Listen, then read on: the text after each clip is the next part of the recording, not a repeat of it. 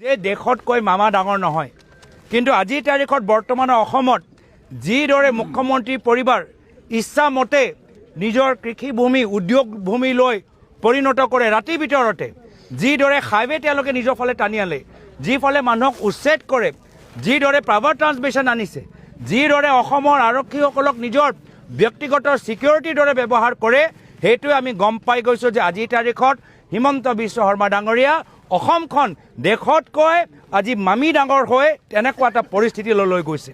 আৰু এইটো আমি কেতিয়াও হ'বলৈ নিদিওঁ। ইয়াৰ অঞ্চলৰ ৰাইজবোৰে এতিয়া RTI মাৰিছে, কোৰ্টত PIL মাৰিছে, কিন্তু কোৰ্টৰ ভিতৰত উত্তৰ দিব পৰা নাই মুখ্যমন্ত্ৰী আৰু তেখেতৰ পৰিয়ালে। এতিয়া ভয় আৰু ভাবুকি তেওঁলোকে অস্ত্ৰৰ দৰে ব্যৱহাৰ কৰিছে। এই ক্ষেত্ৰত কলিয়াবৰ জখলাবন্ধাৰ ৰাইজৰ লগত আমাৰ কংগ্ৰেছ দল আছে আৰু সদায় থাকিবই।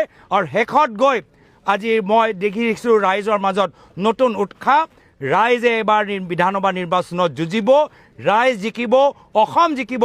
সময় পৰিৱৰ্তনৰ মাটি বচাওক, জাতি বচাওক এই অনুষ্ঠানত গোটেইবোৰ যে আমাৰ কলিয়াবৰবাসী ৰাইজে, জখলাবন্ধাবাসী ৰাইজে, ওচৰৰ পৰা চামগুৰি অঞ্চলৰ ৰাইজে যিদৰে ওলাই আহি আজি আমাক সহায় কৰিছে, আমাক সমৰ্থন জ্ঞাপন কৰিছে, আমাক আশীৰ্বাদ দিছে, সকলোকে আমি ধন্যবাদ কৃতজ্ঞতা জ্ঞাপন কৰি ইয়াত আমাৰ স্থানীয় মানুহবোৰ আমাক অৱগত কৰাইছে যে তেখেতৰ লগত হৈছে এটা ডাঙৰ অন্যায়। কি অন্যায়? যে যি হাইৱে যি এটা নক্সা আগতে ৰাইজৰ লগত পৰামৰ্শ লোৱাৰ পিছত, আলোচনা কৰাৰ পিছত যে নিৰ্ধাৰিত কৰা গ'ল, সেই হাইৱে নক্সা মাত্ৰ হিমন্ত বিশ্ব শৰ্মা ডাঙৰীয়াৰ পৰিয়ালক লাভ দিবলৈ কাৰণে গোটেই নক্সাটো সলনি কৰা গ'ল। আৰু এটা তেওঁলোকৰ সম্পত্তি ওচৰৰ পৰা গোটেই হাইৱেটো তেওঁলোকে আনিবলৈ বিচাৰিছে। আৰু সেইখিনি কথা আমি নিজে চাবলৈ আহিছোঁ। আমাৰ লগত আমাৰ বিধায়িনী দলৰ দলপতি দেৱব্ৰত শইকীয়া ডাঙৰীয়া আছে, গোটেই আমাৰ জ্যেষ্ঠসকল আছে, জিতেন্দ্ৰ সিং ডাঙৰীয়াৰ পৰা আৰম্ভ কৰি বন্ধু তিৰ্কী ডাঙৰীয়া, প্ৰদ্যুৎ বৰদলৈ ডাঙৰীয়া, ৰকিবুল হুছেইন ডাঙৰীয়া, আসিফ নাজাৰ ডাঙৰীয়া, শিৱমণি বৰা বাইদেউ, ভূপেন বৰা ডাঙৰীয়া, আমাৰ নুৰুল হুদা ডাঙৰীয়া, ৰিপুণ বৰা ডাঙৰীয়া, মনোজ চৌহানজী, গোটেইবোৰ আমি ইয়াত আহি আমি ৰাইজৰ লগত আমি থিয় দিছোঁ।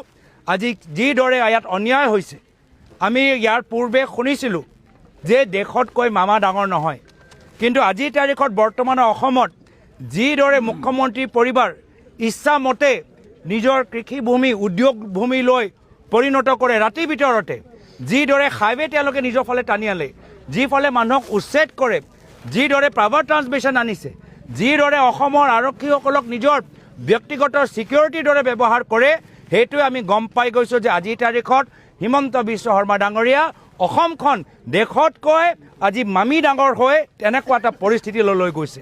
আৰু এইটো আমি কেতিয়াও হ'বলৈ নিদিওঁ। ইয়াৰ অঞ্চলৰ ৰাইজবোৰে এতিয়া RTI মাৰিছে, কোৰ্টত PIL মাৰিছে, কিন্তু কোৰ্টৰ ভিতৰত উত্তৰ দিব পৰা নাই মুখ্যমন্ত্ৰী আৰু তেখেতৰ পৰিয়ালে। এতিয়া ভয় আৰু ভাবুকি তেওঁলোকে অস্ত্ৰৰ দৰে ব্যৱহাৰ কৰিছে। এই ক্ষেত্ৰত কলিয়াবৰ জখলাবন্ধাৰ ৰাইজৰ লগত আমাৰ কংগ্ৰেছ দল আছে আৰু সদায় থাকিবই। আৰু শেষত গৈ আজি মই দেখিছোঁ ৰাইজৰ মাজত নতুন উৎসাহ। ৰাইজে এবাৰ বিধানসভা নিৰ্বাচনত যুঁজিব, ৰাইজ জিকিব, অসম জিকিব।